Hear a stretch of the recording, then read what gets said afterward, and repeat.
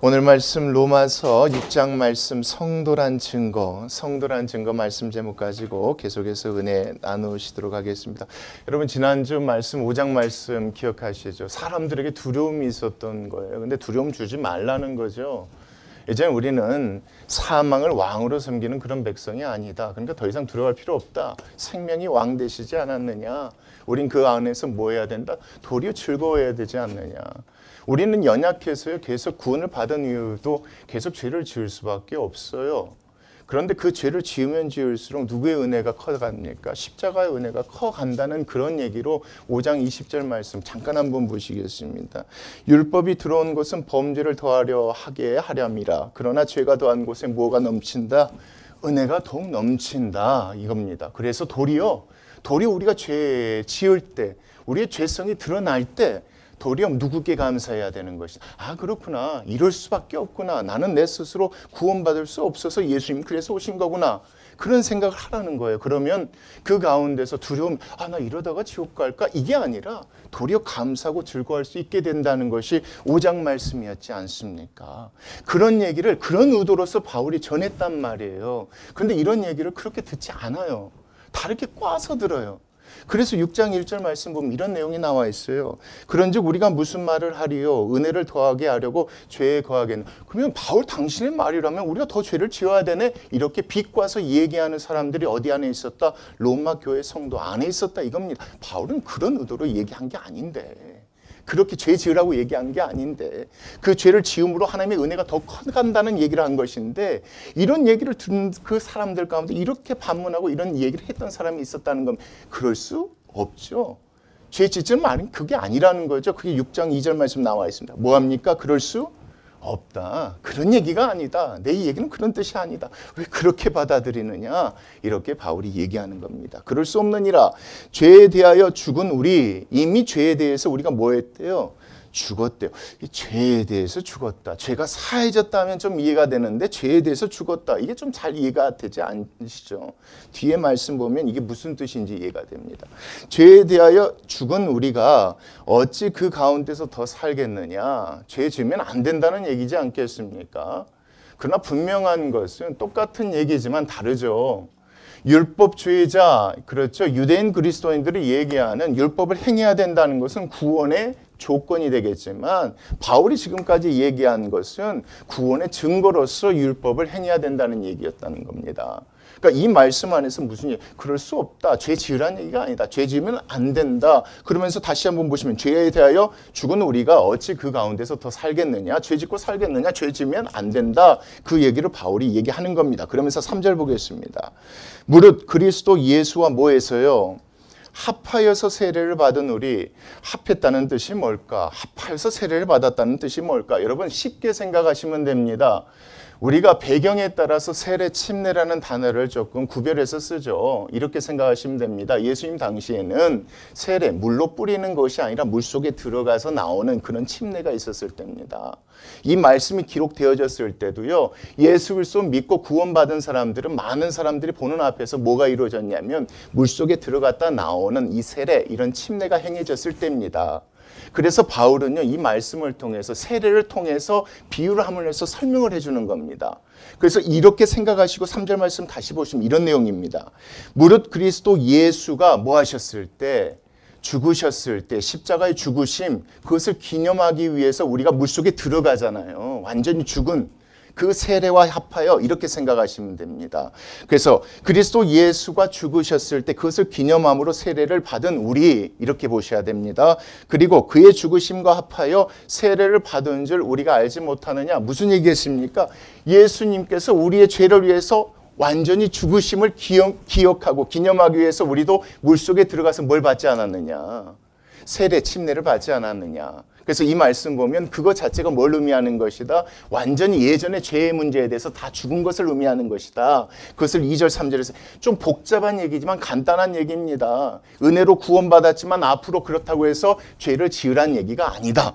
우리는 예전의 것들, 세례를 받음을 통해서 예전의 죄된 모습을 완전히 물속에 다 버리고 묻어버린 것과 똑같은 의미로서 세례를 받은 것 아니냐, 그 얘기를 2절 3절에서 얘기를 하는 것입니다. 그리고 4절 말씀 보겠습니다. 그러므로입니다. 그러므로 우리가 그의 죽으심과 뭐에서요? 합하여 세례를 받음으로. 그러니까 이 설명이 맞아떨어지죠. 그렇죠? 그의 죽으심과 합하여 세례를 받음으로 그와 함께 뭐했다? 장사되었지 않느냐. 예수님이 십자가에 못 박혀 죽으신 것처럼 우리도 물속에 들어가서 같이 장사되지 않았느냐 이겁니다. 자, 이는 아버지의 영광으로 말미암아 영광을 위하여 이렇게 생각하셔도 좋을 것 같아요. 왜요? 모든 사람들이 구원받는 게 하나님께 영광이 되어지는 것이니까요. 여러분 로마서 1장 말씀 제가 했을 때 기억하실 겁니다. 은혜와 영광, 결국 그것이 하나님께 영광을 돌리기 위한 것이다 라고 얘기했었을 것입니다. 그러니까 우리 믿는 자들 구원받는 것, 이것이 하나님께 영광이 되어진 것을 이 말씀 안에서도 이런 식으로 얘기하는 것 같습니다. 아버지의 영광을 위하여 그리스도를 죽은 자 가운데서 살리심과 같이, 예수님이 십자가에 못 박혀 죽으셨지만 3일 만에 뭐 하셨습니까? 부활하신 것과 같이 이겁니다. 자, 우리로 또한 새 생명 가운데서 뭐하게 하려 하심이라. 이게 참 중요한 겁니다. 완전히 죽었다는 겁니다. 예수님이 십자가에 못 박혀 죽으셨을 때 우리의 죄 문제가 다 사해졌다는 겁니다. 그걸 믿는 믿음으로 우리는 물속에 들어감으로 침례를 받았다는 겁니다. 예수님이 죽으신 지 며칠 만에 부활하셨습니까? 3일 만에 부활하셨죠. 그걸 기념하기 위해서 물속에 있지 않고 물속에서 우리가 나오지 않느냐 이겁니다. 이제 새로운 사람이 됐다는 겁니다. 이런 의미로서 많은 사람들에게 보여주는 거잖아요. 나는 예수 그리스도 믿는 사람입니다. 나는 앞으로 누구처럼 살겠습니다. 하나님의 백성처럼 살겠습니다. 이런 의미로서 세례와 침례를 받은 거라는 겁니다. 그러니까 이 말씀 안에서 그 얘기를 하는 겁니다. 이젠 새로운 사람이 됐으니 앞으로 어떻게 해요? 다시 한번 보게. 생명 가운데서 행하게 하려 함이라. 믿는 자들은 이제 구원받았으니까 앞으로 마음대로 살려고 하나님께서 하신 것이 아니라 이제는 그걸 믿는 믿음으로 물속에서 올라왔으니까 예수님 부활하신 것처럼 앞으로 어떻게 살아가야 된다? 생명 가운데서 이제 새 생명을 얻었으니까 하나님의 말씀대로 행하게 하시려고 하나님께서 그렇게 하신 거예요. 너희들 그런 의미로 세례와 침례 받지 않았느냐라고 바울이 반문하고 있는 겁니다. 그러니까 믿어서 구원받는 사람들, 이제 그 죄 문제가 해결됐지만 앞으로 사는 삶은 어떻게 살아가야 된다는 겁니까? 하나님의 말씀대로 생명 가운데서 행하게 하려 하시려고 우리에게 부활의 생명을 주신 것 아니냐. 이 삶 가운데 이렇게 살아가야 되는 것이 맞다라고 지금 이렇게 얘기하는 겁니다. 여러분 항상 제가 얘기하지만요. 우리 그리스도인들 하나님의 말씀대로 살아가려고 얘를 써야 하는 이유가 구원을 받기 위한 조건이 아닙니다. 우리는 정말 이 말씀대로요. 예수님의 죽으심과 부활하심을 믿고 세례를 받았기 때문에 이제 새 생명을 얻었기 때문에 앞으로 이렇게 살아가려고 예수는 구원받은 사람들, 성도의 증거라는 것을 우리가 잊지 않았으면 좋겠습니다. 그런 의미로서 말씀 붙들고 예수는 겁니다. 남들이 알아주든 못 알아주든 하나님께서 말씀하시니까 너 이거 잘못됐다고 얘기하니까 그 문제 가지고 몸부림치는 겁니다. 이거 안 해도요, 나 천국 가요. 저희 천국 가요. 왜요? 예수 그리스도 믿음으로 구원 받았거든요. 그럼에도 불구하고 이렇게 살려는 이유가 뭐냐 이거죠. 예, 하나님께서 우리에게 주신 생명, 이것 때문에 주시지 않았느냐 이겁니다. 바울도 그런 얘기를 하는 겁니다. 그래서 말씀대로 살아가야 하겠지만 율법주의 유대인 그리스도인들이 얘기하는 것처럼 율법의 행함은 절대 구원의 조건이 될 수는 없고 이 예수 그리스도의 죽으심과 부활하심을 믿는 사람들, 그래서 침례받는 사람들은 이 말씀대로 생명 가운데 행해야 되지 않겠느냐, 이 얘기를 지금 이 말씀에서 전하고 있다고 보시면 됩니다. 그리고 나서의 5절 말씀 보시겠습니다. 만일 우리가 그의 죽으심과 같은 모양으로 무한 자가 되었으면요, 그렇죠. 연합한 자, 그 십자가의 죽으심을 믿었고 그것 때문에 세례를 받았다면 또한 그의 부활과 같은 모양으로 뭐가 되어야 되겠다? 그렇죠. 새 생명을 얻은 사람처럼 그렇게 되어야 되지 않겠느냐라고 지금 얘기하는 겁니다. 여러분요. 우리 각자 나름대로 이런 게 그리스도인이다. 이런 분이 성도다. 이런 분이 참된 하나님의 아들이다. 이런 기준이 있을 거예요. 근데 이 말씀 안에서 이 기준을 우리가 한 가지로 좀 정리했으면 좋겠어요. 교회에서 많은 일하고 여러 가지 일해야 그게 하나님의 귀한 사람, 물론 하나님의 사람은 그래요. 그런데 중요한 것은 성경에서 그런 얘기하고 있지 않아요. 무슨 얘기를 하고 있습니까? 삶을 이야기하고 있다고 보시면 됩니다. 얼마나 하나님의 말씀대로 살아가려고 애쓰는가. 어떻게 죄 짓지 않고 이제는 예전처럼 살지 않고 어떻게 살아가려고 애쓰는가. 그것이 어떻게 보면 그리스도인들의 삶이지 않겠느냐라고 바울이 다시 한번 설명하고 있다고 보시면 됩니다. 그리고 계속 보겠습니다. 6절 같이 읽겠습니다. 시작. 우리가 알거니와 우리의 무엇이요? 예, 언제요? 물속에 들어가기 전에 옛사람이지 않겠습니까? 침례 받기 전에 옛사람이요. 옛사람이 예수와 함께 십자가에 못 박힌 것은 죄의 몸이 죽어 다시는 우리가 누구에게 종노릇 하지 않는답니까? 5장의 종은요, 5장에서 죄는 뭘로 나와 있었습니까? 왕으로 나와 있는데요. 여기서 죄는 이제는 주인으로 나와 있네요. 주인이 시킨 대로 하지 않는다 이겁니다. 이제 우리는 더 이상 죄에게 종노릇 하지 아니하리 합니다. 이제는 옛사람이 아니라는 겁니다. 이 말씀 보면 옛사람은 누구의 종이었다는 겁니까? 죄가 시키는 대로 죄를 범하는 그런 종이었다는 겁니다. 근데 이제는 그게 아니라는 거예요. 그래서 그리스도인이란 성도라는 것은 이제는 누구를 섬기는 사람이 아니다. 죄를 주인으로 섬기는, 죄가 시키는 대로 죄를 범하는 그런 사람이 아니다라는 것을 죄에게 종노릇 하지 않는다. 이렇게 표현하고 이렇게 설명하고 있는 것입니다. 그러면서 7절 보겠습니다. 이는 죽은 자가 죄에서 벗어나 이제 의롭다 하심을 얻었으니, 그렇죠. 이제는 그 예수 그리스도의 죽으심을 통하여서 이제 누구의 더 이상 종이 되지 않습니까? 죄의 종이 않고 뭐의 종이 되겠습니까? 예, 죄의 반대말 의의 종이 된다는 얘기를 뒤에 말씀을 통해서 이어갑니다. 이제 우리가 주인이 바뀌었다 이겁니다. 죄가 시키는 대로 죄 짓는 인생 아니다. 옛사람이 아니다. 예수 그리스도의 죽으심과 부활하심을 믿고 침례 받았기 때문에 이제는 새로운 새 생명을 가지고 행하며 살아가는 사람이다. 이제는 죄가 시키는 대로 죄 짓지 않는다. 죄 짓지 않으려고 싸운다. 이렇게 생각하시면 됩니다. 이전 내 마음대로 했는데 이젠 죄 짓지 않고 싸우려한다. 그 말씀 이 안에서 죄에게 종노를 하지 않는다. 이 말씀을 이렇게 이해하시면 좀 쉬우실 것 같습니다. 그리고 그 다음 말씀 보십시오. 8절이요. 만일 우리가 그리스도와 함께 뭐 했으면요. 정말 죽었다면 또한 그와 함께 뭘 믿노니? 이건 여러분 죽어서의 부활을 얘기하는 게 아닙니다. 이렇게 살아가야 하는 것을 얘기하는 겁니다. 영어 성경으로 보면 그 시제가 좀 분명한데 한글로 보면 조금 헷갈려요. 앞으로 살 것이라고 얘기해야 되는데 그렇지 않습니다. 그렇게 되었으니까 앞으로 그렇게 살아가야 한다는 걸 얘기하는 것을 이렇게 얘기합니다. 다시 한번 보시면 만일 우리가 그리스도와 함께 정말 침례를 받아서 같이 죽었다면, 죄에 대해서 죽었다면 또한 그가 살아계심을 믿고 침례를 받았기 때문에 앞으로 누구처럼요? 새 생명을 받은 자처럼 살아가야 되지 않겠느냐? 그 얘기가 8절 말씀인 겁니다. 그러면서 9절이요. 이는 그리스도께서 죽은 자 가운데서 뭐 하셨으며? 다시 살아나셨음에 다시 죽지 아니하시고, 지금 죽지 아니하셨죠. 어디 계십니까? 하나님 우편에 앉아 계시지 않습니까? 자, 죽지 아니하시고 사망이 다시 그를 뭐하지 못하도록이요.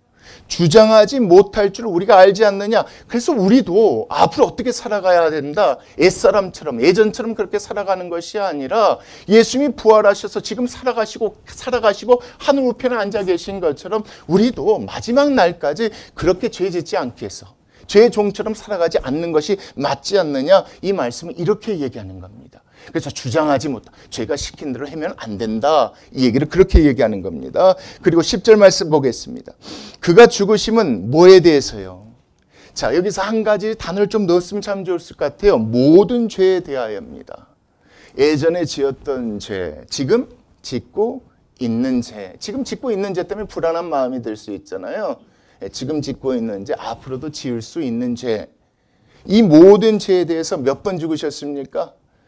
한 번, 단번에 죽으셨다고 얘기합니다. 그래서 예수 그리스도를 믿는 믿음으로 우리가 구원받았다는 것은 예전에 지었던 죄, 혹시나 지금 짓고 있는 죄, 혹시나 앞으로 지을 모든 죄까지 예수님께서 한 번으로 뭐 해주셨다? 사랑해 주셨다. 이 말씀이 그 말씀 아니겠습니까? 죽으시며 그가 살아계심은 하나님 앞에서 하나님께 대하여 뭐 하신 것이다? 살아계신 것이다. 부활하신 것 아니냐? 이와 같이입니다. 11절. 너희도 너희 자신을 죄에 대하여는 뭐로 여겨라? 죽은 자로 여겨라. 그리스도 예수 안에서 하나님께 대하여 있는 살아있는 자로 여기며 어떻게 살아라? 예, 죄의 종으로 사는 것이 아니라 하나님 앞에서 의롭게 살아가도록 이해를 쓰라 이겁니다. 뭐가 바뀌었다는 얘기입니까? 주인이 바뀌었다는 얘기입니다. 이 말씀은. 좀 어렵게 설명했지만 주인이 바뀌었다는 거예요. 옛사람의 죄는 뭐가 주인이었는데? 죄가 주인이었는데 지금은요 하나님으로 바뀌어버린 거예요. 예전 죄가 시키는 대로 죄를 지은 것이 옛사람이라면 예수 그리스도 믿고 침례받으면 이제 새 사람 됐으니까. 새 사람 됐으니까 어떻게 행하라는 겁니까? 하나님의 뜻대로 행하라는 겁니다. 이게 누구래요? 이게 성도래요. 이게 그리스도인들이에요. 그런 의미에서 율법과 말씀을 지키라고 얘기하는데 여러분 구체적으로 어떻게 지켜야 될 것인지를 바울이 12장부터 16장까지 설명합니다. 12장 16장 그들의 삶 가운데 들어가서 교회의 문제를 하나하나 짚으며 정말 우리가 성도라면 이런 문제는 없어야 된다고 설명을 하고 있습니다. 그게 진짜 성도로서의 증거다. 입으로만 나 교회 다녀요, 하나님 믿어요, 뭐 이게 아니라 삶 가운데 정말 이게 있는 사람들이 복음을 믿고 구원받은 성도지 않겠느냐. 그러면서 정말 가슴을 토하면서 바울이 얘기하는 게 12장부터의 내용이라고 보시면 됩니다. 그러니까 이 말씀은요 간단합니다. 뭐가 바뀌었다는 겁니다. 주인이 바뀌었다는 것. 누구 말대로 살아가도록 예써야 된다는 겁니까? 하나님의 뜻대로 살아가며 예써야 된다는 말씀을 지금 이렇게 얘기하고 있는 겁니다. 그러면서 12절 말씀 보겠습니다. 이건 결론에 가까운 말씀입니다. 그러므로 같이 한번 읽겠습니다. 시작. 너희는 죄가 너희 죽을 몸을 지배하지. 여러분 이건 예스라는 겁니다. 이건 노력하라는 겁니다. 몸부림치라는 겁니다. 이거는 하나님 특별한 은혜를 주시는 것도 필요하겠지만 이건 우리가 그렇게 생각하고 이제 예를 써야 되는 겁니다. 못하게 하여 몸의 사욕에 뭐하지 말라. 예전처럼 옛사람처럼 순종하지 말라. 이겁니다. 죄 지지 말라는 거죠. 또한 너희 지체를 누구에게요? 그렇죠. 죄에게 불의의 무기로 죄에게 내주지 말라 이겁니다. 그러니까 이거 보니까 죄라는 죄인이요 우리의 그런 삶을 통해서 무슨 짓을 하나 봐요. 그래서 무기라는 표현을 썼어요. 참 재미있어요. 이런 단어 하나 비유 하나하나마다 바울이가 생각하는 의도가 있는 것 같아요. 근데 다음 걸 보세요. 죄에게 내주지 말고 오직 너희 자신을 죽은 자 가운데서 다시 살아난 자가 같이 누구께 드리렵니까?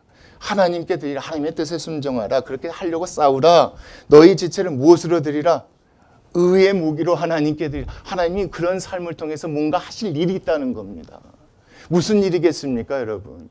여러분 이렇게 생각하시면 됩니다. 하나님의 뜻은요 구약이나 신약이나 똑같습니다. 흩어졌던 모든 민족들 뭐 하시려고요? 하나님 백성 되게 하시는데 하나님의 모든 관심과 모든 뜻이 있습니다. 하나님이 이런 일을 이루시기를 원하세요. 우리의 완전히 변화된 이런 삶을 통해서. 그래서 여기는 뭐라고? 의의 무기라는 표현은 그래서 쓰는 겁니다. 하나님께서 이렇게 하나님 믿고 예수 그리스도 믿는다면서 삶 자체가 엉망인 사람들 보면요. 믿지 않는 사람들이 하나님을 욕해요. 근데 반대 생각해 보세요. 야, 하나님 믿는 사람 정말 다르네. 야, 정말 착하네. 정말 귀하네. 이런 얘기를 통해서 많은 사람들이 누가 되고자 하겠습니까? 나도 너가 믿는 하나님 믿어보고 싶다. 그래서 하나님의 백성이 되고자 하지 않겠냐 이겁니다. 그런 의미에서 이 말씀을 이렇게 생각하시면 좀 쉬울 겁니다. 결국 믿고 구원받는 사람들이 하나님의 말씀대로 그렇게 살아가야 하는 이유, 그렇게 해야 되는 이유, 이 말씀에서 은혜에 감사하기도 하겠지만 하나님께서 그런 삶을 귀하게 사용하신다는 얘기를 하고 싶은 겁니다. 그런데 로마 교회가 그러지 못한 거예요. 그래서 속상한 거예요. 바울이 너무 속상한 거예요. 소문이 들렸단 말이에요. 예수 그리스도 믿고 정말 교회가 생겼다 이방 땅에.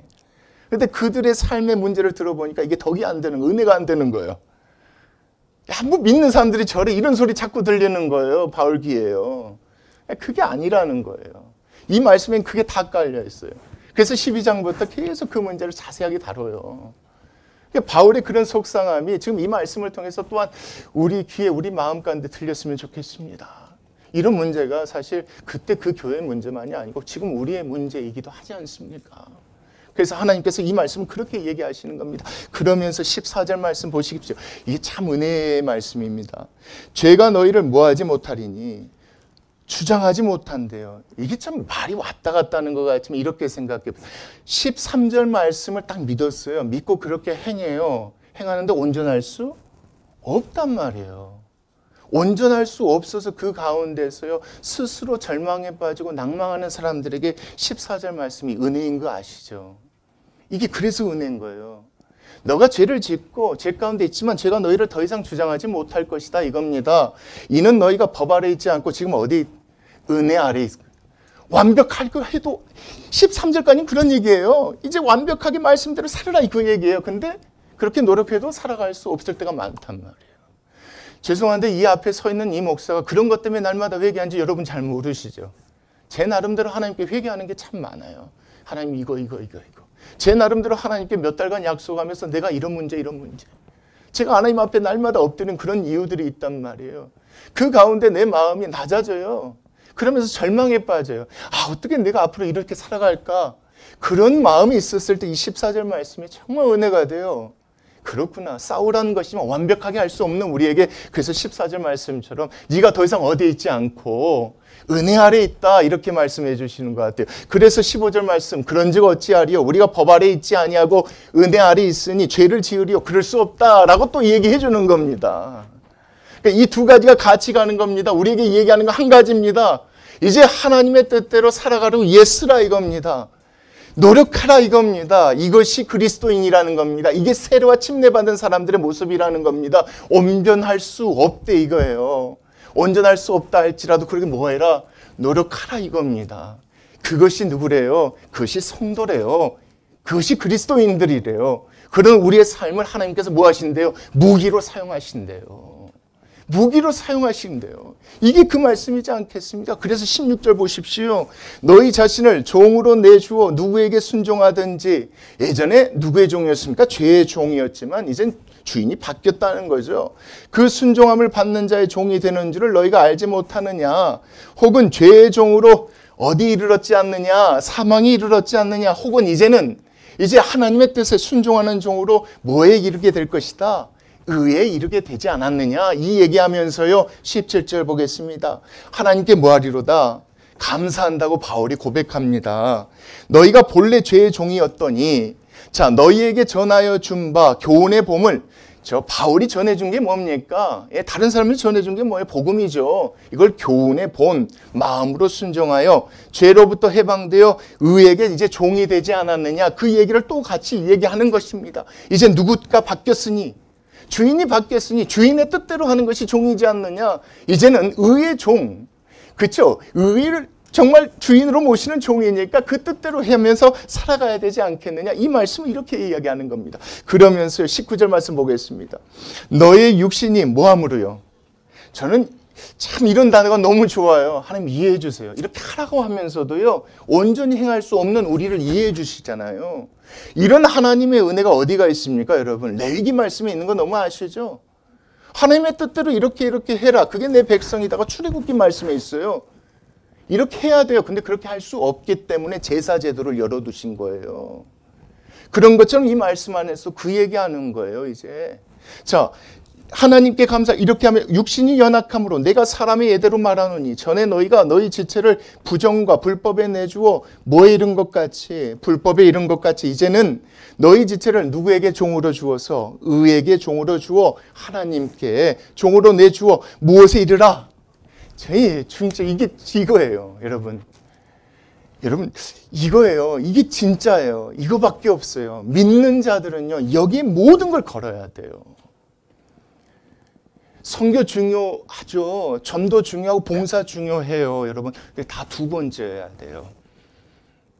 이걸 하면서요, 이 거룩함이 없어 보세요. 누가 드러나지 않습니까? 의의 무기로 사용될 수가 없어요, 여러분.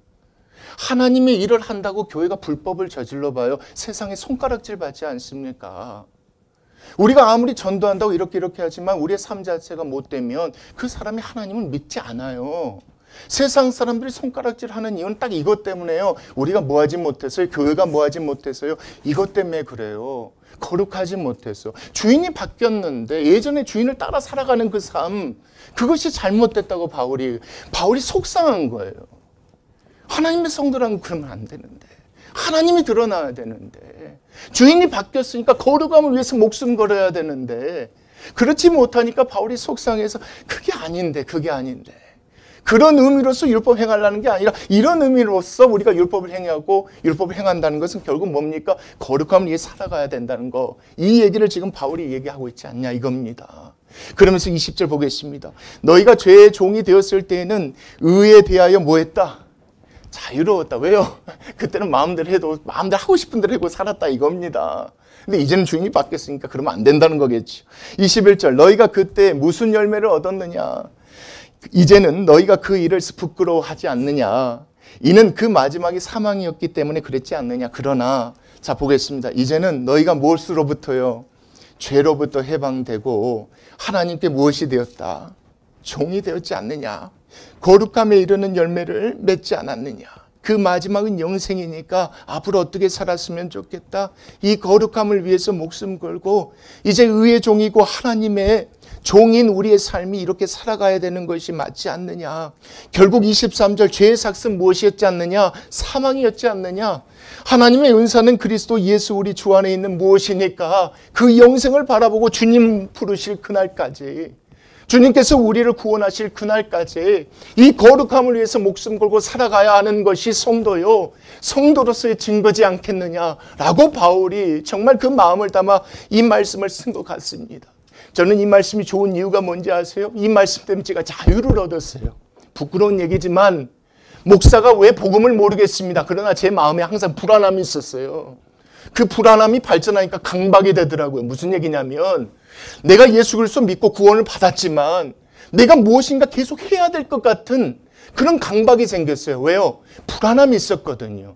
뭔가 하나님을 위해서 열심히 일을 해야, 뭔가 노력을 해야, 그래야 내가 천국 갈 때 좀 안심할 수 있겠구나. 이런 생각이 있다 보니까 제 마음에 강박이 생겼어요. 자꾸 무슨 일을 하려고 해요. 그래서 일을 하면 그래도 하나님 기뻐하시겠지. 일하면 그래도 내가 천국 가, 이런 강박이 있어요. 그러니까 일을 하면서도 뭐가 없습니까? 기쁨이 없어요. 즐거움도 없어요. 뭔가 항상 쫓겨요. 불안해요. 일이 안 되면 실망하고 낙담해요. 일이 되면 제가 잘해서 그런 줄 알고 또 착각해요. 근데요, 이런 말씀하셔서 참된 자유가 뭔지 생각하게 됐습니다. 예수 그리스도를 믿는 믿음으로 나는 구원받았구나. 나에게 주어진 것이라고는 딱 하나구나. 뭐대로 살면 되구나. 말씀대로 하나님의 뜻대로 살려고 노력하면 되는 거구나. 근데 여러분, 여기 비밀이 있는 거 아세요? 그렇게 살아가는 자들 통해 하나님 일을 하기 시작하세요. 이건 정말 진리예요. 그렇게 거룩한 백성을 하나님의 의의 무기로 사용하기 시작하시더라고요. 정말 내가 뜻대로 살아가려고 예수는 그런 우리 삶 하나님 그냥 내버려 두지 않으세요. 그런 우리가 없어서 하나님이 일하고 계시지 않는 거예요. 그런 사람이 부족하기 때문에 하나님 역사가 드러나지 않는 거예요. 제가 이 말씀 안에서 우리의 교회가 거기 붙들고 내년 안에 그렇게 갔으면 좋겠어요. 다른 것 아니라 한 사람 개개인이 하나님 앞에서 깨끗하고 거룩하게 살아가려 예수는 그런 아내가 됐습니다. 그러면 하나님께서 우리를 통해 일하실 줄 믿습니다. 하나님 이거 해주세요, 저거 해주세요, 이거 하지 마시고 정말 이 말씀대로 거룩함을 딱 붙잡고 가면 하나님 그냥 내버려 두실 수 없어요. 사람을 붙여주고 일은 맡겨주세요. 이런 하나님 이 말씀 안에서 보니까 참 기쁘고 감사하고 소망이 되는 것 같습니다. 우리 믿는 자 성도의 증거가 거룩함을 잊지 마시고 이런 거룩함을 내두지 않으시고 의의 무기로 사용하실 그 하나님 믿고 내년 기도하며 준비하며 나아가는 저희들 됐으면 좋겠습니다. 기도하시겠습니다.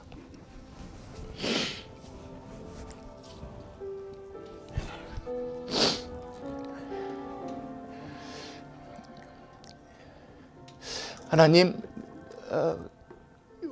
정말 말씀대로 살아가려 몸부림치고 예수는 저희들 되게 허락하여 주시옵소서. 하나님 아버지, 그냥 되는 대로 남들 그러니까 그렇게 살아가는 인생 말고 오늘 말씀처럼 하나님 이제 주인이 바뀌었으니까 우리 하나님의 신실한 종이니까 하나님이 원하신 그 뜻대로 살아가려 예수는 저희들 되게 도와주시옵소서. 그래서 하나님 앞에 먼저 거룩한 삶을 인정받게 하게 하시고 주위에 있는 모든 사람들이 그래도 저 사람 진짜 하나님 믿는 사람이구나, 정말 착한 사람이구나, 정말 선한 사람이구나, 이런 소리 듣고 가는 우리 교회 성도님들 되게 꼭 도와주시옵소서. 하나님, 그런 우리의 삶을 통해서 하나님께서 일하실 것을 믿고 확신하오니 내년에 하나님 아버지 이 젊은 종이 주님께 간구하고 있는 그런 일하심을 보고 그런 일하심을 경험할 수 있는 하나님 내년에가 될 수 있도록 주여 은혜 허락하여 주시옵소서. 하나님 아버지, 어떻게 할까 고민이 아니라 무엇에 집중할까, 무엇을 위해서 하나님 우리가 나아갈 때를 깨닫게 해주신 그 하나님께 정말 감사하고 감사하며 하나님 어렵고 힘든 가운데서도 주님께 물질을 드리는 우리 교회 성도님들 그 마음 주님 기억하여 주시어서 부족할 때나 넘칠 때나 항상 하나님 은혜 가운데 거하시는 귀한 성도님들 되게 주여 도와주시옵소서. 지금은 우리 주 예수 그리스도의 은혜와 하나님 아버지의 놀라우신 사랑과 성령님의 감화 감동 교통하심이 오늘 이 말씀대로 그렇게 살아가는 우리 귀한 성도님들 되기를 소망하고 바라며 살아계신 예수 그리스도 이름으로 축원하여 싸움나이다. 아멘.